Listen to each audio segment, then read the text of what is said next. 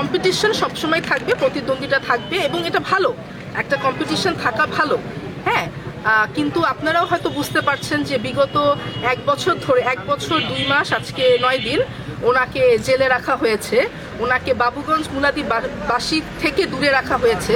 কারণ হয়তো ওনার যারা প্রতিদ্বন্দ্বী আছে ওনাকে ভয় পাচ্ছে, ওনাকে থ্রেট মনে করছে, এজন্যই ওনাকে মানুষের কাছে আসতে দিতে চাচ্ছে না, মাঠে আসতে দিতে চাচ্ছে না, সেই বিধাই তাকে আটকে রাখা হয়েছে। তো অতএব আমি মনে করি যে উনি নাই তো কি হয়েছে, যেটা আমি আমার আরেকটা বক্তব্যে বলেছিলাম যে উনি নাই অসুবিধা নাই, তাতে কি হয়েছে, ওনারা খেলুক ওনাদের মতো, ওনারা যেটাকে আমরা একটা খেলা আছে বলি যে চোর পুলিশ বরফ পানি, ওরা খেলুক, ওনাকে আমি জামিন করাই, ওনারা মামলা দেয়, জামিন করাই মামলা দেয়। Again I am drawing the attention of European union here, যে মিথ্যা মামলা দিয়ে বারবার তাকে হয়রানি করা হচ্ছে। This is not a fair election.